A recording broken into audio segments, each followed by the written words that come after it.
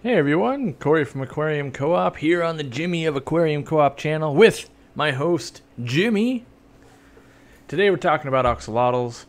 I've been having a craving to keep some axolotls, so half of me hopes that talking about them for a while will curb that. We'll see. You know, I don't know why, but sometimes you just want to set something up, and I'm craving setting up an axolotl tank because I haven't done one in quite a while, and I kind of want to breed them, but then I have the whole problem of what do you do with all the babies once you breed them. So, and I thought it'd be a fun topic. I don't think I've ever really talked about axolotls here on the live stream. So, Ricardo says, "Hey Corey and everyone, as an axolotl owner, I'm excited to watch the stream." Well, good. I'm hoping if I get some, I want to get the GFP gene, which is what the glowing fluorescent protein gene that's in there. So under black light or actinic lighting, they'll kind of glow green. And for those of you that don't know, the reason they can do that is I believe we spliced in some DNA for like genetic works and stuff like that. And so they're using science all the time. They might be extinct or almost extinct down in Mexico in the wild. So, you know, now what's old is new and what's new is old. So like the wild caught version of the axolotl, kind of the brown form, if you will, is like a little more sought after than the green kind. And then I would love to get my hands on some of the new piebald ones where they're kind of like a mottled look to them. And then they also have like the, for lack of a better term, glow colors, I guess. They've got like pink and like a blue one and a purple one, but I've never seen them in the United States. I hear rumors, people got them, that type of thing, but I've never seen them in person. And if I get some of those, it'd be fun to play with. And yeah, I would like to experience, see if they have any deformities or more so than like glowfish, the actual fish, because they're so inbred to do that. I don't know if axolotls are the same way. Jellyfish DNA is what they mixed in, someone says. Yeah, that's right. So they also have leucistic forms and melanistic. So I believe leucistic would be, well actually, so hold on. There's albino, then there's leucistic, and there's melanistic. And I always mix those up. One basically has like normal color eyes, but what is it? Their skin isn't, like the iridophores aren't presenting the color or something like that. But they're kind of crazy looking creatures with gills. They are fully aquatic. In rare cases, you can get them to evolve, kind of like a Pokemon. But I've never seen that happen. But people say they can do it. So, someone says there's one for sale right now. I wonder which were for sale here. Maybe the ones you wanted. Yeah, but I labeled all those, so it's like, So anyway, I heard axolotls prefer cooler water compared to tropical fish. Is that true? And would you recommend water hardness and pH? So yes, they do like cooler water. Typically, I would say like 74 and under. They can actually go so cold that if they were to get like, let's say, a wound, or let's say had a heat wave, or something's going wrong in the tank, like a fungus, you can actually put them in the refrigerator. That's how cold they can go. So it's kind of crazy, but it puts them like in a stasis mode. And so cooler is better. Like if I was going to set up, that's half the reason I wanted to set one up, is to play with like some of the AquaCool fans and stuff just to cool it down. I thought that'd be kind of fun. Can you put them with any fish? Can you put them with any fish? Like a betta or something? Well, Someone's asked. Not with a betta. Well, I won't say you can't, but I don't think it would work out well because like they've got all these crazy, you can see it on the live stream here. You see all those like gills they got coming out with all the little, well, they're gills. I don't know, with all the little frayed parts, right? Those look like worms, and so a lot of fish like to go pick at those worms. Oh, also, yeah, I can see that. An axolotl's got a big mouth, right? So it could swallow fish. I do have customers and stuff that'll keep like white clouds with them, and they end up being food eventually. But usually the white clouds don't go and pick at their gills and that type of stuff. I wouldn't recommend goldfish. They typically will pick at their gills.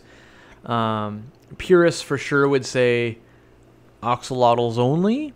But I have seen some stuff mixed to okay-ish success if you know that the fish themselves are a snack, I guess. Would it be a good pet for a child?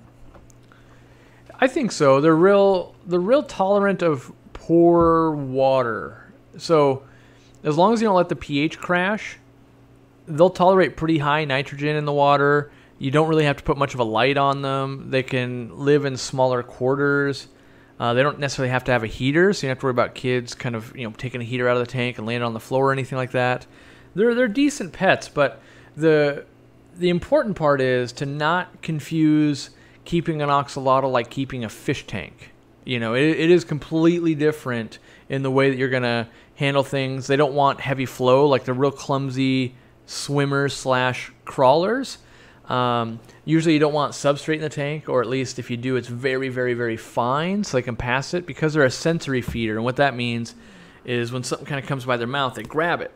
And so if you put like a pellet in there, it takes a while for them to figure out like, hey, there's my food. But something that swims by, they're going to grab it. And when they do that, they will usually pick up rocks and sand and stuff, and they can actually get impacted in their intestinal tract.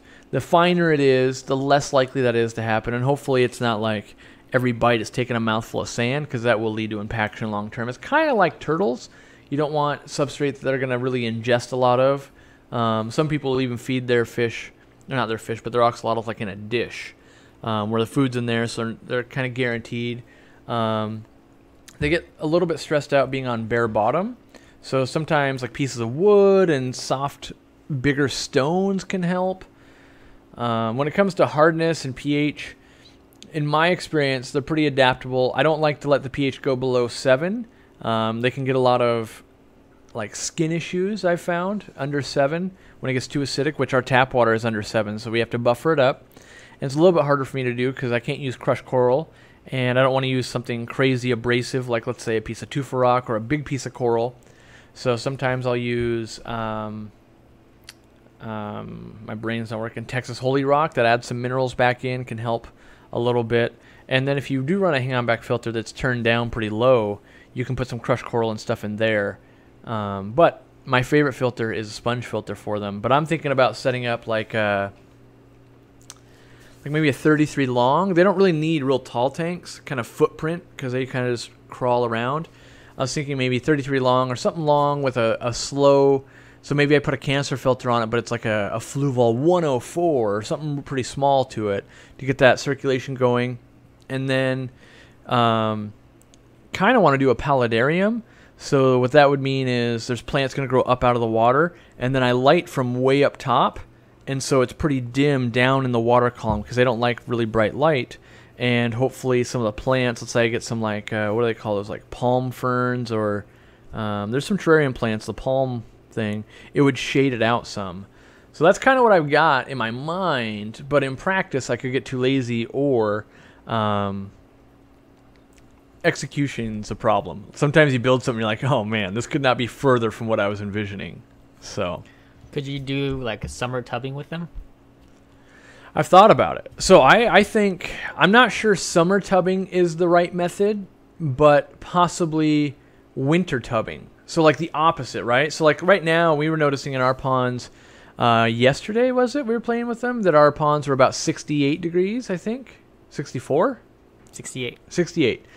So now might be the time where we put those axolotls out. And it's going to get colder and colder and colder and colder, go through the whole winter, going to start heating back up. But then maybe around May or June, maybe even July, when it starts getting, that water gets too hot, we'd have to bring them inside to make sure they don't get too hot. And one of the signs, in my opinion, that an axolotl is too hot is when an axolotl is stressed out, a lot of times they'll float up towards the top of the water. When they're up at the top, a lot of times it's a sign that they're not happy. Could be water temp, could be water parameters, could be a myriad of things. But that's something to kind of watch out for, and I thought I'd mention it while I thought of it. But yeah, I was considering, like, let's say I bred the axolotls inside, and then if I could either set up a large enough pond with enough big boulders, or separate little mini ponds that wouldn't freeze, which I haven't figured that system out yet. But having them go outside just for fun, I think might be fun. Let's see. What's an easy way to cool down their aquarium besides a chiller? So yeah, I've never owned a chiller. I always get outbid at auctions and stuff like that. I use a fan, so it could just be like a normal house fan, but ZoomEd makes fans that like clip onto the tank and they blow a low breeze, and they just plug in, and with that you get evaporative cooling. And in my testing, I was testing at my store when I had axolotls, when we used to sell them. It would lower it by somewhere between 8 and 10 degrees, depending on how it was set up. And leaving the top open on a tank can help. That allows any room air to kind of pass by, and when water evaporates through that chemical reaction somehow, it lowers the temperature of water a little bit at a time. And so that's what I would do. I would do a little fan, and I've done it before, where it's just like a clip-on fan, like you'd clip onto your desk or anything like that. But a fan, you're gonna get a lot of water evaporation, so you're gonna have to, top it off or change water frequently, but it will keep it cooler. In a worst case scenario, freezing water bottles and putting them in the tank, and then like let's say for some reason that's just not an option, you could kind of refrigerate that axolotl. So what kind of food do they eat, and are they okay in a planted tank? So for planted tanks, yes, barring that they don't really have substrate. So like Anubias, Java ferns, low light stuff. So that's another thing, is they don't like a lot of light. So low light things that don't have to have substrate. So Java fern, Bucephalandra, Anubias, African fern, which is Bulbitis. All of those things can work. Sometimes you can get away with like a lily or water lettuce across the top. And then their food, they're really big carnivores. And some of the super axolotl nerd food will be mostly, let's say, like bug-based or earthworm-based. In my experience, they'll eat almost any fish food that's a decent-sized pellet, so like massivore pellets, sinking carnivore pellets, frozen bloodworms, brine shrimp, but not flake food or other tiny granules. They need to be big enough for them to, like, I don't know, recognize that it's food, I guess. I guess that's what I'm trying to get to, I suppose. Do they need any kind of special lighting, like turtles? Nope. So no special. They don't have to have UVB or UVA, as far as I know, or I've never kept them, and I don't know that anyone's doing that. I'm not going to say there's no benefit to it, but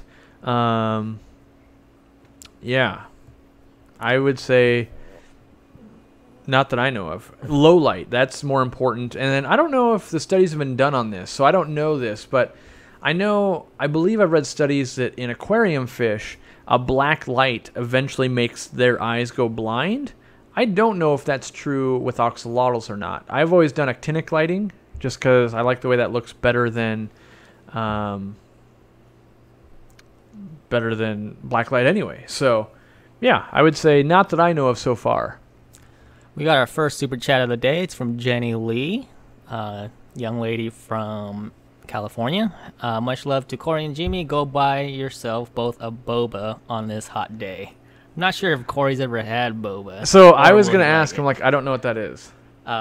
Is it like bubble tea? Yeah. That was my thinking, but yeah. So I haven't. Thank you so much, Jenny. Thank you. Yes, thank you. We will put it towards the camera army we're building. I'll go get myself a boba. Okay, well, if I can find a place towards that has that. It, yeah. But difference between water dogs and axolotls, I would not say that I'm super well versed in that. They are so water dogs get given the same name, or let me back that up. A lot of people will call axolotls water dogs, but then there's also what I'm trying to remember what it's called. The siren? Is it a siren? That is just like an axolotl. Let me see if I can Google that real quick. The lesser siren, yep. They also get called mud puppies. But the sirens are different, and I believe they're illegal in my state.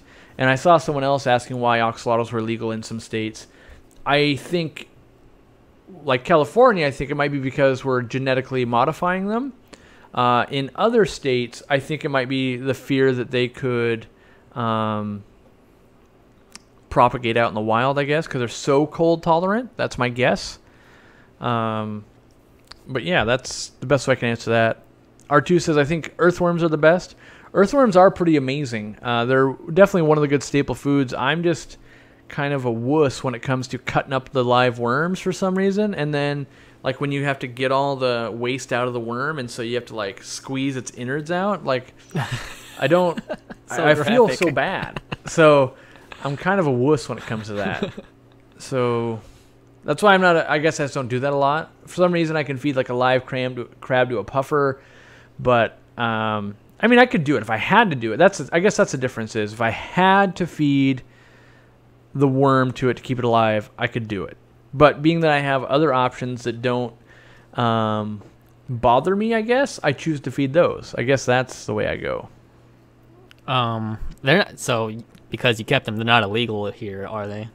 Axolotls aren't, as far as I know. Yeah, do they ship just the same as fish?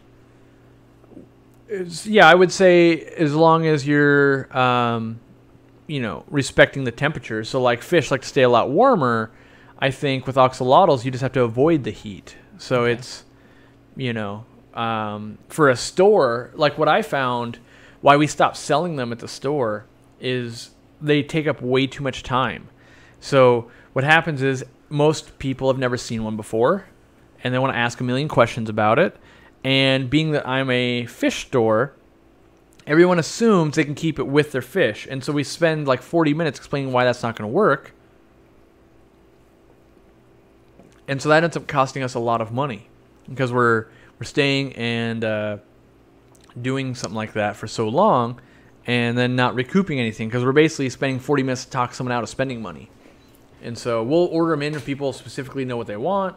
Something like that, but from a financial standpoint, it wasn't working out well, so we ended up discontinuing it. Are earthworms easy to breed? I don't know that earthworms are that easy to breed, but you can definitely get the red wiggler cultures. They're pretty easy, and you just do them on like kind of rotting vegetables or like carrot tops and the outside of onions and that kind of stuff. Yeah, you can get a red wiggler colony going pretty good, and they work out pretty well. Not a lot of questions.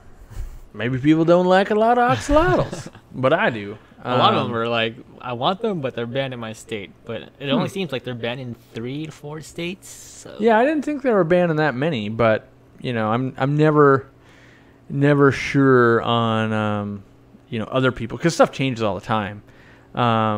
So I wouldn't keep axolotls with like shrimp, unless you know they're gonna be feeders, right? Like, so that's one thing.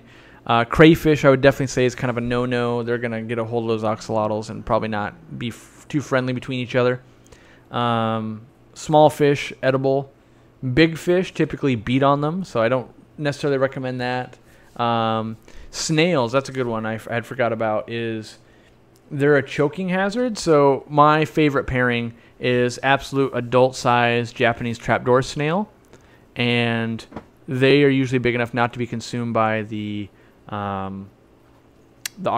And then what I also like about the snails is they're kind of your canary in the mine shaft. You have to keep the pH high enough and enough calcium in the water so that shell doesn't dissolve, and if they're all clamped up and not coming out of their shell, then it's a good sign that your water quality might be on the way to not being very good for your axolotl. So we have a very lovely lady here that's been helping a lot of people answer questions. Her name is Jen M. And she also says fungus is very common with warm water in axolotls. Yes. So it's a stress thing, I think. And that's why we had to run fans and stuff at the store because we heat the whole store for the fish. And so we had to cool the water back down. We'd have to do the same thing here in the studio or in the fish room. And yeah, that fungus itself is hard to get rid of. And so here's what I found is an axolotl, as a fish guy,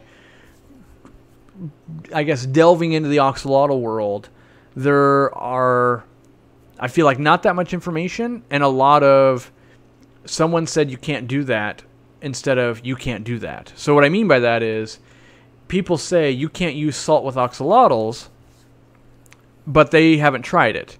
So, like, we ourselves, when we were bringing axolotls, when we'd have someone come in from the wholesalers have some problems, we personally we're able to use salt and have it be very effective against some funguses and stuff like that, and at the levels we were using, where like the internet would have you believe that that's an absolute death sentence. But we were trying this after we couldn't cure them up with like tannins and stress-free environment, crystal clear water. We tried putting them in the fridge. So we tried doing all these things, and then salt would cure it up pretty quick. And I feel like axolotls have become popular in the last, let's say, 10 years. And being that that's so new as a hobby, we don't have a huge extensive list of like axolotl safe meds and universal ways to treat certain things. So it's a little bit difficult. It's a little bit, gotta find your own way through it, I guess. And the reason I like salt is like axolotl tanks a lot of times don't even have plants in them. And I wouldn't go crazy heavy, but it didn't take much salt at all to fight it off. So it worked well for us.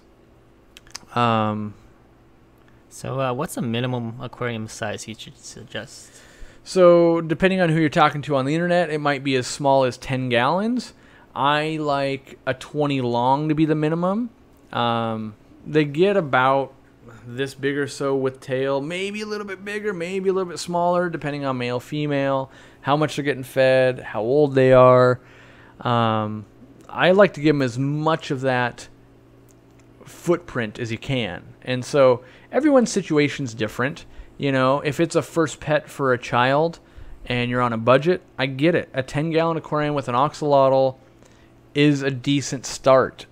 And if that child does really well with that axolotl and a year later you're going, oh geez, looks like it's kind of small, you could upgrade it. That being said, I watch breeders breed them in 10 gallons all the time. They're doing a lot of water changes and they know what they're doing, but I find a lot on the internet we're compensating. We already assume the person on the other side of the screen is going to fail, and so we compensate for that. So basically we go, well, I think you're an idiot, so I think the minimum tank size is 500 gallons for you to keep an axolotl.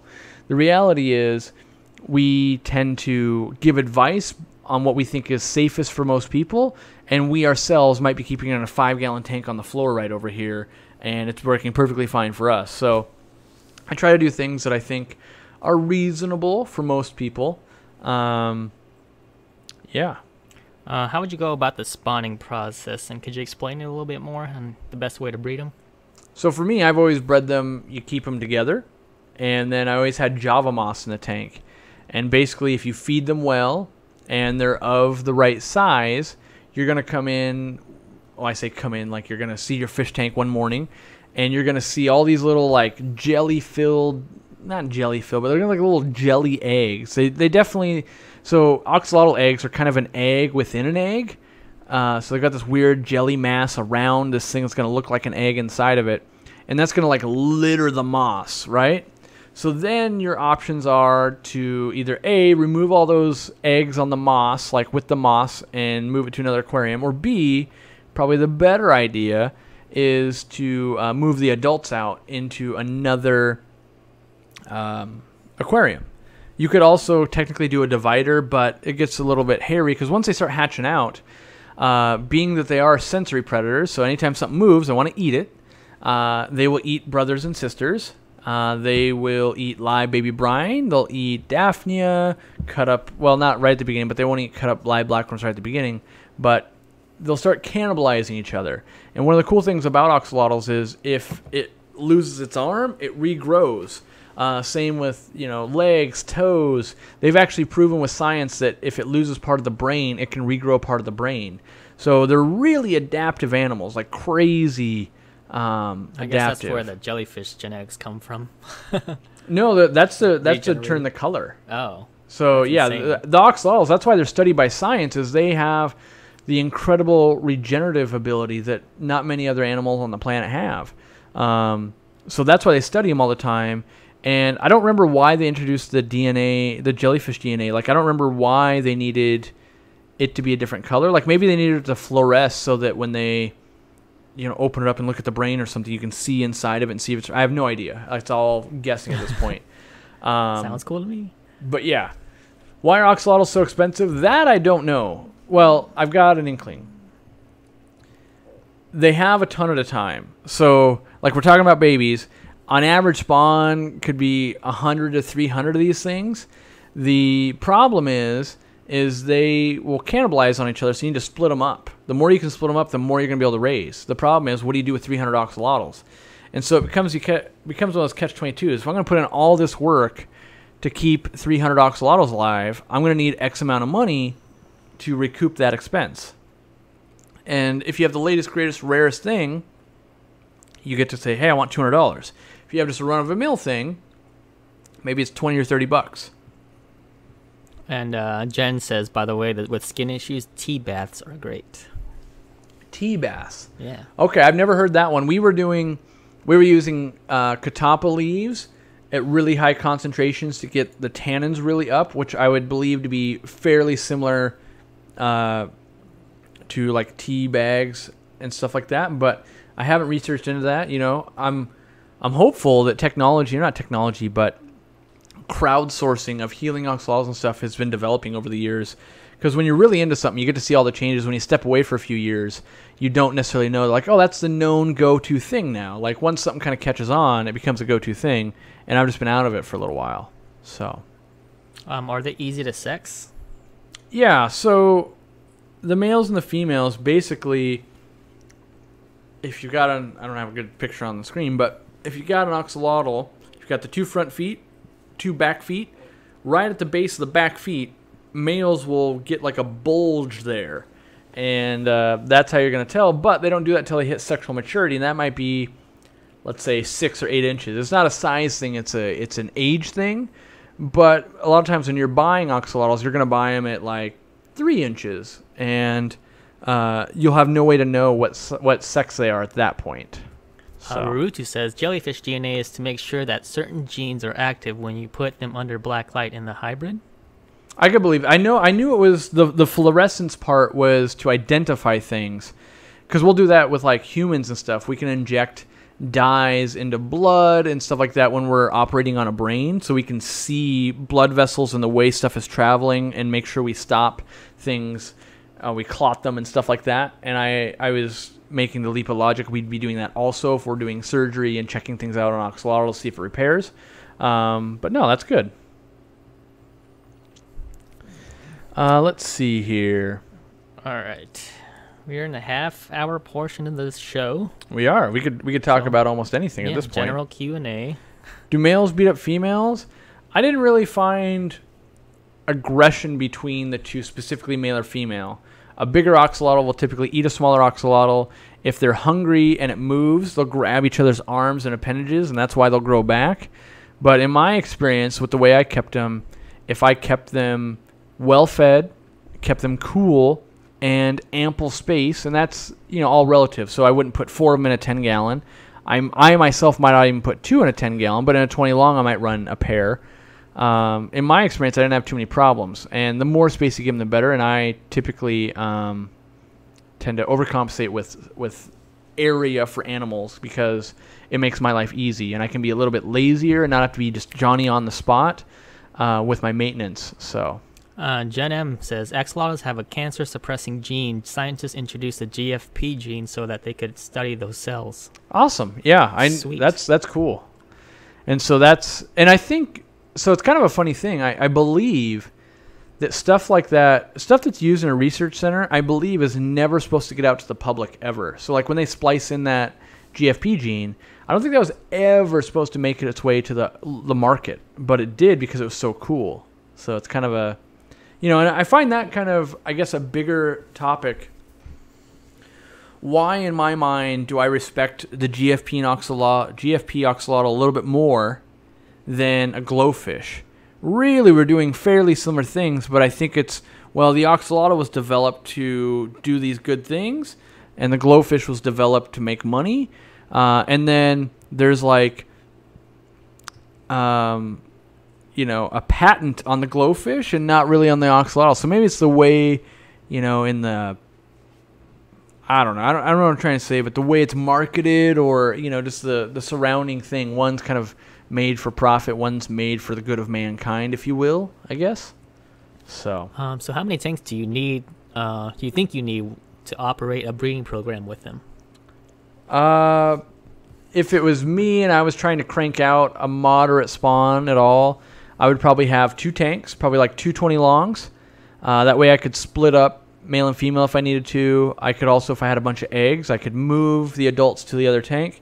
And then I would have a ton of like cups or 1-gallon containers or something like that. And I would build a recirculating system, kind of like a betta condo. And that's how I would raise them up. You can raise them up together, and then once their mouths get big enough to start really preying on each other, that's when you really got to split them up. So a 50-gallon low boy would be pretty cool with them, right? Yeah, for sure. Yeah, a 50-gallon low boy is pretty optimal for axolotls. Yeah.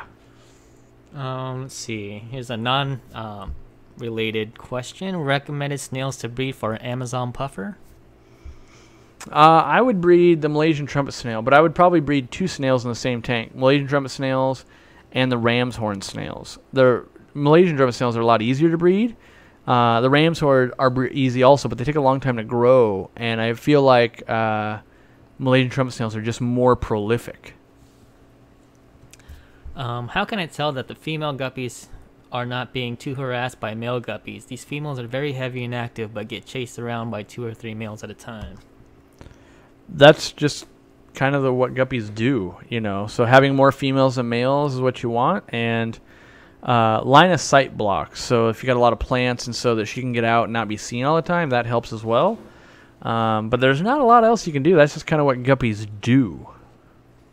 So are we gonna keep on going live on this channel? Yes. Yeah. So the goal is to go live on this channel and not so much on the main channel. So, you know, make sure you've hit that bell thingy and you've subscribed to this channel if you want to continue seeing this. I also like that it's a smaller group, which long term, like give it a year, right? This will be at 700 people, and then we're gonna be at the same problem again. But we will do some other, like I'm thinking about doing possibly a live stream on Labor Day, which is the 1st or something. I don't know. You know, one of those days in September. I'm thinking about doing a live stream on the main channel then. Let's see here. I'm trying to think of what else. Oh, I wanted to mention, if you guys were interested, we do have a Facebook group on Facebook now that's linked up to the Aquarium Co-op. It's called the Aquarium Group Support. We've got about 1,500 members at this point. If you want to join up and be a reasonable human being to other human beings and not put people down and support the hobby and offer beneficial things and not get into fights and tell people how bad they are because they have X fish and X amount of gallons and their grandpa says it's wrong. If you can, you know, read the rules, answer the questions, and join up and be a active member of a group that is, you know, there to be productive, you might want to check it out. It is to be the judgmental or the judgment-free group and only offering advice. So if you notice someone with 45 Oscars in their 1-gallon aquarium, if they're not asking for help, it's not your job to chime in and tell them they're doing it wrong. It's just there to go, oh, cool. And then if they say, hey, I'm having water quality issues, what would you guys do? That would be the perfect time to offer some of your own insight and not lecture them. We're here to grow people in this hobby, not, you know, let's say they have an Oscar in that 1-gallon tank. You can send them 2 ways. You can send them towards a path where they upgrade their tank size and they become a hobbyist and they learn a bunch of things, or you can come down on them like a ton of bricks so hard that they give their fish away and they never join the hobby. So we are focusing on being that other where we can, you know, as they ask questions, we give insight. We don't make sure we ram it down their throat on, that Oscar needs at least 75 gallons, right? We try to do the opposite of just saying, yeah, maybe a larger aquarium. Or when I kept my Oscar, I kept it in 100-gallon because I liked it, whatever. So, can axolotls be kept with full-size mystery snails? Most likely, yes. Yeah, temperature ranges, things like that. It should work. It should work. But a lot of times people don't have full size. They buy smaller ones, and that's the problem. Is don't buy a small one and put it in there because it could choke. You need to grow it out first. How many YouTubers will be at the Aquatic Experience? I don't know that answer. More and more are joining up every day, I feel like. Let's see. Little Large Mouse says, congrats on the video that dropped on the Aquarium Co-op channel. Very good. Thank Jenny, you. Thank you very much. Oh, what's in your tank behind you? We moved a betta there. Right now, there's just a betta swimming around. I don't know where he's at right now, but... Small pea puffer food snails. I would probably just grow pond snails, like the little... They're called pest snails or pond snails. Those ones work really well. What happened to the business channel? I believe he went live, I think, last week, so... Yeah. Still alive and kicking. Yep. Yeah. The business channel is still doing stuff over there. Not every single week, but not what? Let me try. How am I trying to say this? Not something new and worth teaching is happening every week, and I'm finding most people are just ignoring the previous videos. So, like, people ask me the same exact question. I'm like, go watch the video, and they're like, oh, no, I want you to tell me something specific about mine. I'm like, no, I covered that, though. Like, and that's the quintessential problem with YouTube, right? Is people like, no, I want you to tell me how to do it. I don't want to go watch a video that tells me how I would do it. You know, they literally want you to, like, just do it for me. So, as new products or new things come up, we've considered turning that channel into some, like, technology and business stuff and just playing around with it. And we might do that, but at the moment we're focused on other projects. Like, you know, we spent 4 solid days on the video that came out yesterday. So, do you know why they can't keep axolotls in Cali? I haven't looked it up, but I would guess it's just like the glowfish, because anything that's genetically modified like that is illegal. So that's my guess, but I haven't specifically looked it up. Okay. Let's see. Ricky Kennerly Cichlids asked, do you allow postings of YouTube videos on the group? No advertising at all, actually. So that means that, so for instance, like you guys probably saw that I advertised the Aquarium Co-op store tour like a lot of places yesterday. It did not get posted to that group. That group is not for advertising. It is for actually helping people. So much so that I don't even advertise there. Like, there is a code in the newsletter that went out, AGS, Aquarium Group Support 10, got everyone 10% off in the newsletter. I literally didn't even put that in the group because I don't want to set a precedent of, oh, here we are, we're like every other group where half the members just come in, they post their YouTube video or their sale or their whatever, and then they leave and they're not offering input. I'm only interested in growing a group of people who actually want to talk about fish and actually want to help people. And so I have to lead by example, even though I own it, and I could very easily just brand that thing nonstop and hammer people home with buy my stuff. That is not what I want to do, because I'm trying to do something much bigger than that. That is easy. It's easy just to go buy my crap, buy my crap, buy my crap. It's not easy to build a positive group of people who actually want to try and make a difference in the hobby. So I try to lead by example, and we've removed things. We also don't post GoFundMes. Like, it has to be fish related. Like, that is the goal, no matter how big it gets, because the bigger it gets, people want their message heard, and they go, oh man, let's say there's 50,000 people in there. They go, oh, well, they need to hear about this GoFundMe. No, we don't. Like, that's the group is there to help people and do things like that. So, and as it says in the rules, you can't figure out who's legitimate, who's not, all that kind of stuff. And, you know, everyone always claims freedom of speech. Like, there's no freedom of speech in there. If you're not there to be helpful, you know, for instance, if me and Jimmy are doing what we're doing right now and talking about axolotls, and there's a guy right here that just keeps insulting us and calling us idiots and saying, buy my stuff, and doing that, we're obviously not going to let them be in the room, right? And we would do the same thing with the Facebook group. Like, if you're not going with the majority of what people are trying to do here, you need to go find a group that does that. There are plenty of Facebook groups that allow posting YouTube videos. In fact, there's FishTube, there's fish YouTubers. There's 2 dedicated groups where all people do is post their video to there. And there's almost no one in those groups because the value comes from people actually helping each other, actually people being there and making a space that people want to be. And so we're focusing on that and limiting out everything else.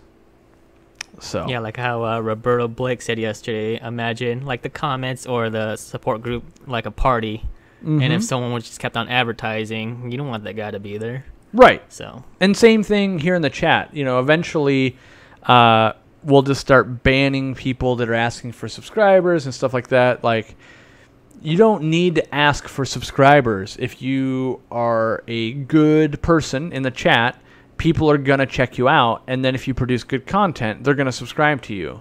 But, like, most people don't realize that saying, hey, I'm this far away from this many subscribers is actually turning people away from their channel. That is, desperation is the biggest thing that turns people away from things like that. And so, that's just one of my words of advice. So, do you sell frozen Hikari food on the site? No, not on the site. It's too hard to ship. I looked into it quite a bit because I do love frozen foods a lot. And the problem where I ran into is I would have to use dry ice. And when you ship anything with dry ice, it has to be labeled as a hazardous material. And the problem with that becomes all of my employees have to be licensed to handle hazardous material. They have to fly on different planes. There's different shipping rates. And so it was one of those risk versus investment things. It didn't make sense at the time, and probably still doesn't make sense, to invest in all that to be able to ship some frozen foods. But let's say 5 years from now, if Aquarium Co-op has gotten X amount bigger, we might be able to look at the numbers and go, okay, all the permitting and all the stuff and all the staff training we got to do means that we would be profitable. We might do it then. Like Dr. Foster's and Smith and stuff will do it, but I think their minimum orders on frozen are $50 or something like that. But when I looked at it, it didn't make sense for us. So. Everyone's saying enjoy your family fun time tomorrow, Corey. Yes. So tomorrow is planned to go see Rufus. Rufus is a dog with mange. It's a miniature pinscher mix with something else. And he's been there for a couple of months. Must be a package being delivered. But I'm going to go visit him and hopefully give him some playtime, throw the ball, pet him. You know, a dog with mange and stuff like that probably is not getting a whole lot of love at a shelter. And I've been watching this dog for months online. And when I called about Rizzo last week, which was the other little Chihuahua long hair, that dog, they told me that more of a loner. And so that means that it wasn't going to play with my dog Wincy, who's super shy. And then I asked about Rufus, and they were like, well, no, he loves to play. And I was like, well, why hasn't anyone adopted him? He seems amazing. And it's because he's got that mange, and they can't adopt him out, and it's been months, and it's a bad case. And so now I feel bad for the guy, right? So much so that last Sunday, so I got off the live stream on Sunday. I called, talked to him, and then I was going to go to the shelter. Well, my battery was dead. So I went and bought a new battery, and I did all that. And I looked at the hours, and it said till 4. Well, I drove out there, and it's an hour drive, right? So I get out there, it's 3:30. And they closed at 3 because Saturdays they're open till 4. Sundays they're open till 3. So we're going to go tomorrow on the family day, me and the wife and anyone else who wants to come. We're going to go meet the dog or some dogs and just put some, I don't want to call it volunteer time because it's not like I'm showing up to clean kennels. But, you know, I could be talked into walking the dogs, playing fetch, that type of thing. And I think if I do that kind of every Sunday, eventually I'll find a dog going, oh yeah, this is the perfect one. So in a perfect world, I hope that we meet Rufus. He's absolutely amazing. And then next Sunday we bring out Wincy, and they play till they're both panting and have to lay down because they're too tired. And then we'll bring Sassy the Destroyer in and see if she'll tolerate such people having fun, because, you know, she's old and she's cranky and she's tired of everything and everyone. Except for me and Katie, apparently. So Very true. She's warming up to Jimmy, though. So I just want Wincy to be happy. She's That's all the I nicest want. dog on the planet, Yeah, and she not wants a to play single mean so bone in her bad. body. She wants to play so bad. Yeah. So Here's a good question. Going to the Aquatic Experience for the first time this year, do you find that the show has great deals on plants, fish, and equipment? I've been holding off on making some purchases. So if I'm being honest, no, I don't. People go there to make money, and like there are some deals, but here's what I think you should expect. There's a lot of vendors, but most of them are there not to sell. They're there to show off products. Flip Aquatics will be selling. Dustin's Fish Tanks will be selling. There's usually a few other people selling as well. But in my experience, it wasn't like crazy good deal, right? Like it was decent, but it wasn't like, oh man, show only special type of deal. That being said, If you could drive home, maybe it's decent. But if you got to fly home, sometimes it's hard to get shrimp and fish and stuff like that back home. So where the deal is this. If you could drive, show up on Sunday, and try to buy things cheaper, because no one wants to pack a bunch of stuff up and drive it home, right? So there's deals to be had on tanks and livestock and plants and stuff like that. There are some good deals to be had then. But like Friday at the show, Saturday at the show, not so many deals. And that's not me talking bad about Flip Aquatics or Dustin's Fish Tanks or anything. That's just how shows work. By the last day, the closer you get to them closing down, the more leeway you have. Stuff home, so they sell it off for pretty cheap. So. Yep, and there's like let's say Cobalt or a big company is there, and they bring a bunch of displays and they have 10 aquariums. It costs them more to ship them somewhere than it does to give them away. So a lot of times they'll give them away, or they'll raffle them off fairly cheap, that type of thing. So Flip Aquatics, or Rob is in the house. Is there going to be any show-only specials, Rob, like at Aquatic Experience? People are asking if it's better to wait and buy them at the show, or if they should buy stuff from you like today on your website. So maybe you can answer that in the chat. Can I ship Jimmy to Canada? I can, but he can't come back. that's very true. They'll hold me at customs for a while. Mm-hmm. Anyways, we got an off-topic question. Can I send a plant pic for you to identify for me? Yeah. The best, so my honest thing now, I'm trying to funnel people to the aquarium group support thing, because in the same day, I might get 5 people asking me, what fish should I put in a 10-gallon aquarium? If they all read the same post, I only have to answer it once. So if you post a picture there, other people like my employees or Jimmy or anyone can answer it, and then I chime in as well. But you are more than welcome to email us or send it through Facebook. But, we are making it... A lot of people are afraid to do it in the public forum because they're afraid of people judging them. But that's why that space has been made to be non-judgmental. So, yes, please like, subscribe, and share. In this, we're going to try and get this one up on the podcast. I don't know if John is watching, but now that the live stream's over here, let's try and get these ones up if you could. Otherwise, I'll find a way to get it done. I appreciate So John has been putting in a lot of work. He uploads these podcasts these shows as a podcast to the podcast for over a year now. He's been doing an amazing job, and it freed me up to do other things, so... Nick K has a question. I've been dosing heavy with Easy Green, and my green hair algae is much better. Is there a maximum dosage you wouldn't go to, say 3 times a week on a pump a gallon? No, I wouldn't say there's a max. The max is how much can your tank utilize before you build up way too many nitrates. So as long as nitrates are around 20, you're probably doing pretty good. But I wouldn't want them up around 40 or 60. That would be dosing way too much fertilizer. But if you have a tank that can eat through that every day, let's say I had to have 3 pumps every single day, maybe that's how fast those plants are growing. So I would say there's no max other than watching the nitrates.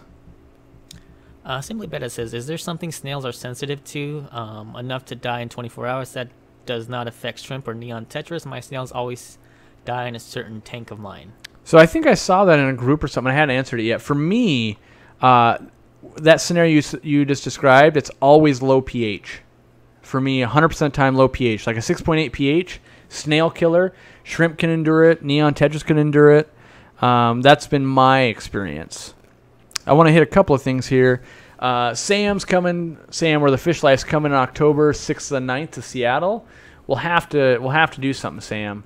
I think I'm in town. October. I'm Michigan. I think it's more towards the middle of the month I go to Michigan. So hopefully that'll work out. And then there was something else that I had seen. Lumpy Dog says, in the group support, will it be okay to say that didn't work for me, or I couldn't make that work when I tried that? It's not a negative, just my experience. Right, yes. Yeah. So you can always, and that's what we're trying to do is, I would much rather post, like, so for instance, here's the correct thing. All right, we're going to do a little mock thing. Here's this bag of crispy taco flavored chips, right? I post this picture, and I'm going to say, what do you guys think? This is the wrong response. you know those are unhealthy and they're going to kill you and give you cancer if you keep eating those, right? That's the wrong answer. The right answer is, I've never tried those. I'll have to give them a try. Or, yes, I've had them. I thought they were terrible. Or, oh yeah, I think my wife just picked some of those up. I had a few. They seemed okay. Or what I would say is, I absolutely love these when you put them on a turkey sandwich. They're so good. Not on the side. On the side, they're a little weird, but because these crispy taco chips, they taste like lettuce is on there also. It's kind of like you put lettuce on the sandwich, so they're kind of fun and different. But to reiterate, positive things, giving your opinion, not how dare you, blah, blah, blah, berate someone. So that is the difference there. You can definitely have opinions. The goal is not to instill your opinion on someone else, but to share your opinion with someone else. He just made everybody hungry. Yes, I'm hungry myself. We got a super chat from King Lee. Hit it Is up. there a meetup plan on paper yet for aquatic experience? Not yet. It's getting very soon. Like we just bought tickets for Cataclysm, or not tickets, but hotel rooms. That's another thing. I really need to get maybe Creative Pet Keeping. She lives in Chicago, I believe. I need to get a local, like, oh yeah, we're all going to tacos and things because they got a banquet room and it's only $12. And speaking of which, that's my new business, like tacos and things. If I ever open up another fish store, it's tacos and things. But we want to try and get something together. Yeah, if you're a Chicago native and you know, like, and you're willing to do an ounce of work, by the way. A lot of people are like, yeah, go here, and like that doesn't help me. I need you to like actually go, because like calling someone up and like, yeah, I'd like to hold a little a meeting at your place, and like, yeah, that's $724 to rent the round table pizza room. I need you to be like walk in and go, hey, there's an event. We want to get a bunch of people here. You got to like sweet talk them and go, hey, we're all going to buy your tacos and things, so you're going to make a bunch of money, but we need this room between the hours of 6 p.m. and 9 p.m. on a Saturday. And if they go, yeah, we got nothing going on the first weekend of November because it's November, then we got a match made in heaven, and hopefully it's not like a million miles away because we either want people to be able to walk or a short drive so we can ferry some people back and forth. It's going to take a group effort for sure. So that's what I got so far on that. Let's see here. Yes, you can send us a sticker if you want. We'll take stickers. Yeah. People are asking what kind of... They didn't know Lay's made that flavor. Yeah. Okay, so now we got to go on Lay's tangent.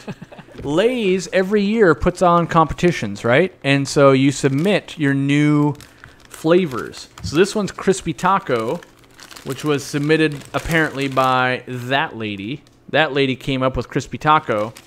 And on here, the other flavors so there's 3 flavors competing against each other. I haven't tried the other 2 yet, but I saw some in the house, so Katie bought some. The other one is kettle-cooked everything bagels. I don't know if you can see that, but an everything bagel flavor. And then the other one is wavy-typed Lay's potato chips that are fried green tomatoes. In the past, I've had such things as biscuits and gravy. There was curry-flavored ones. I like those ones a lot. Those ones didn't win, so they got rid of them. You said they taste like lettuce, too? Yeah. All right. All right. I think they taste... So let me back this up. I think they taste like a taco that has lettuce on it. R2 says, I joined your Facebook group. Can you please accept me? As long as you answer the questions, you will get accepted. As long as you didn't say, like, no, I don't promise to be a good person. But we'll get to it after the live stream, obviously. Wait for it. Wait for it. They don't taste like they have sour cream on them. That tastes like a taco. I told you. With sour cream. No, see, I feel like the sour cream would be more prevalent like a sour cream and onion, or like a sour cream and cheddar, like a Ruffle. Soft taco Lays. How dare you? How dare you? In fact, when I put them on a sandwich, I have to eat them fast enough so they don't get soggy. But yeah, so, it's a fun thing. My wife always buys the weird ones to try just because why not? I haven't tried the fried green tomato ones yet, no. If you were to submit a flavor, what would you submit? So I do love biscuits and gravy. I really wanted that one to be better than it was. If I was going to submit a flavor, I would have to think about it. But I feel like we could really improve upon like Maui onion chips. Those chips are already, and they've done it before. They had Maui onion Funyuns, were pretty good. But I feel like I could put my brain to it and start off with that base of Maui onion, but then add something to it that was like, oh man.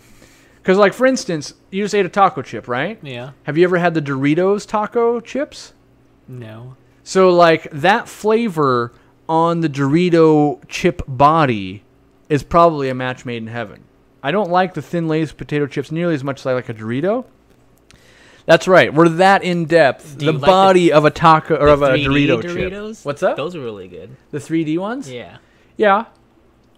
I like them. Yeah, they're so airy in the inside. But then I also love a what is it? The honey barbecue twists by Fritos.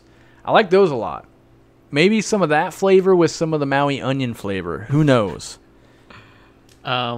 Well, we got a quick question here, and then I'm going to ask for people's opinions on a screen that I have down here. All right. But my Fahaka has bright red poop. Is that normal? Is he eating a lot of horned snails? Also fed other snails, crayfish, and dewormed with 4 different beds. He's 5 months old. Are you feeding any bloodworms as well? Poop being red, if you're feeding like a lot of krill and maybe snails, it could be red. But usually the color of the food like dictates the poop color, I guess. Thoughts on giant ram's horned snails? By the way, we've seen some of the biggest ram's horned snails ever in what's his name's fish room, the one with 4,000-gallon tank. Oh yeah, like this Rich. big. Rich was his name. But, yeah. So it's aquarium group support, not aquarium support group, right? Yeah. Yeah, group support. I wanted to emphasize the group aspect of it. I don't know. Oh yeah, you're gonna show that image, right? Oh yeah. Someone said this fish stream always takes a turn towards food. Well, so here's what happens, right? Like I eat breakfast early, and then I'm like, well, I gotta do the live stream, and then by 1 o'clock, so I ate breakfast at like 9:30, and now by 1 o'clock, I'm going, ooh, something for lunch sounds decent, and so then naturally it's easy to talk about it when you're hungry. All right, guys. So we have this. People have been bothering me and telling me that this screen down here is very distracting and that screen up there is very distracting. And Corey suggests that we blow up the image a little bit. We try stretching it. Is that horrible or is that better? Because I'm thinking people are complaining because they're watching on their phone and it's real small. Or so the problem is we can't really make the cameras bigger and scale them correctly. We can stretch them. Or we could do just me or just Jimmy, but we can't really make them wider and share the screen. And people didn't like it when I was bigger than him, which I didn't like that either. I like us to be, equals. But if you like this, even though it's a little bit off center versus the old way, let us know. Especially if you're on a phone or something like that, let us know what's better. So everyone says horrible and bad and worse. So, all right. Okay. Well, that experiment has been done, and yeah. Your 4 heads just turned into 5 heads. Perfect. All right. We have 2 minutes left. Let's take a question here. Can I put 3 white clouds with 5 cherry shrimp? Probably. Yeah, I would say so. As long as like a 5-gallon or more. Are the air stones behind me new? No, I think I had it in there for Sunday's live stream, I think. So it's been there for like a week. Basically, group is supportive or get the heck out. Yeah, this place is a place of welcoming. If you're not down with that, get out. Yeah, and there's lots of people that get angry when they can't be a part of the group. And I get that. And, they're going to go to the other groups and they're going to say, Corey's a tyrant. He's a horrible person. All these things. And that's just, whenever you're not in the group, that's what people do. And that's unfortunate, but it's the same thing I do in my comments section. Like, if you can't be a good person, we're going to remove you from the comments. That's just what's going to happen, because I want it, in my opinion, when you go look at some other YouTube channels, people are swearing a lot, using racial slurs. They're, calling other people idiots and doing all these things. And I just have zero tolerance for that. And so the minute you say something like that, you get banned from our channel forever. And, and the same thing will be on this channel as my channel. And the group will be the same way. If you can't, it literally says in the rules, if you don't have something nice to say, it's probably better that you don't say anything at all. And it's hard because it's really easy to get pulled into a Facebook fight, if you will. I know more than you do. But, if someone's not asking for your help, then don't give it. Yeah. Can I be a part of the group? Yeah, anybody can be a part of the group. You just go on Facebook, and then you answer these 3 questions, and you're in pretty much. Can I make Jimmy sing and dance? No. That's not true. I probably could, but I would never make someone do something like that. Jimmy, the recording's happening. There is some singing maybe in one of the videos coming up, because I was waiting for Jimmy to get ready. We get a little loopy when we're filming. So. Yeah. All right, guys. It is 1 o'clock, and it's 1 and time to get some stuff done. I might have to go to the hardware store and buy black paint. For what? Painting the fish room, because Kyle's ready to start installing those racks and stuff. So we're waiting on me. We're waiting on the slow guy, which is me, to make some headway on that. So, yeah. All right, guys. Want to send it off? Yeah. Well, thank you for watching. Hopefully you've subscribed. We'll be back next Saturday. Leave down in the comments. So give it like 45 minutes, because it's in 2K or whatever. It takes a while to process. Leave in the comments what you want us to talk about. If we get like 500 comments that say tacos, I'll be really happy. But we'll figure out a topic. We'll plan ahead. Spread the word. Like, if I know after tomorrow there's going to be people leaving comments like, "What? There was no live stream. How dare you?" If you could subtly chime in and be like, "Hey, they do it on Saturdays now on the other channel. Check it out. Be ready for next week." That'd be great, because I'm sure that's going to happen tomorrow when we don't go live. The world will come to an end for most people that weren't paying attention. And the last thing I saw, yes, ICX can be used with snails. I've done it a million times. I myself have not run into any problems, but, proceed with caution. All right, guys. See you later. Have a good one. Have a good Sunday, and we'll see you on the next one. Time to get some chips. Hit me, baby, one more time.